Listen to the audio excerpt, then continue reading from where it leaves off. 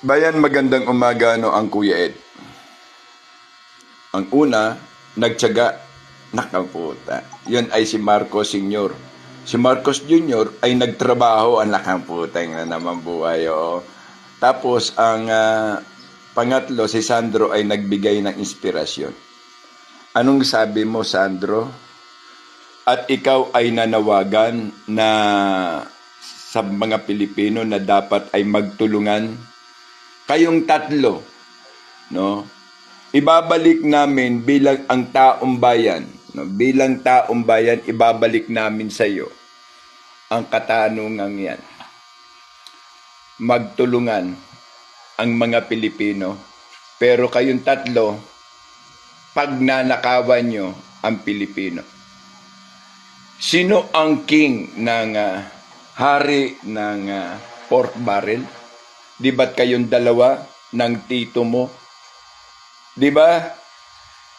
Kayong dalawa ng tito mo na Romualdez ang mga king of pork barrel. Ngayon, nananawagan ka para sabihin mong, Sandro, okay na namitin ang taong bayan ay magsama-sama at magkaisa. Putang ina mo, kabata-bata mo pang putang ina, sanay ka na sa pangluloko, putang na statement of to become the king again, king of tech. Manang mo, wala talagang Marcos ang may ganang maglingkod sa taong bayan. Ang ama mo, ang lolo mo, bagamat ito ay may nagawa siyang accomplishment, pero merong usapin. May aligasyon na totoo. Hindi aligasyon na totoo. At may korupsyon. Kaya nga ang lola mo, di ba, 7 ang kaso sa Sandigan Bayan na puro pagnanakaw, di ba? At hindi yan ipinakulong ni Duterte. Ni Pangulong Duterte, hindi yan pinakulong. Ang ipinatupad ni Duterte ay ang damdamin ng isang magulang at isang tao. Ang ama mo, walang ginawa kundi ang adiksyon.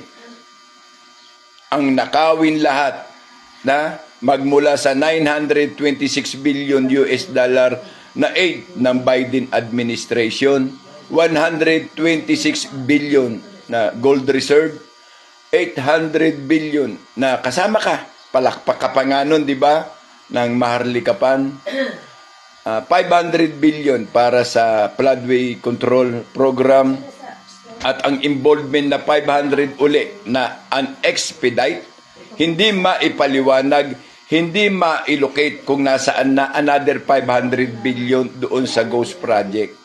90 billion para sa PhilHealth, 62.5 billion para sa GSIS, 62.5 billion para sa SSS na hindi ipinabatid sa mga miyembro, at na 117 billion sa PDIC para masuportahan ang mga pangangailangan ng bankruptcy at alin pang mga project na dapat supposed to be.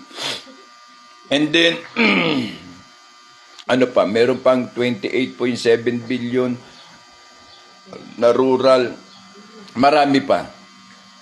Sandro, yan ang alaala ng iyong amang adik. Plus, yung pinirmahan ngayon na 2026 budget at yung sinasabi nating utang sa World Health. Utang ina, Sandro, nasaan? At ngayon, magsasabi ka na manawagan, puta, tigas na mo. Ang titigas ng putang inang mga mukha ninyo, bago sana kayo magsalita, ay tignan ninyo ang sarili ninyo at ang ginawa ninyo. Hindi na yan uubra. Dilat na ang mata ng taong bayan.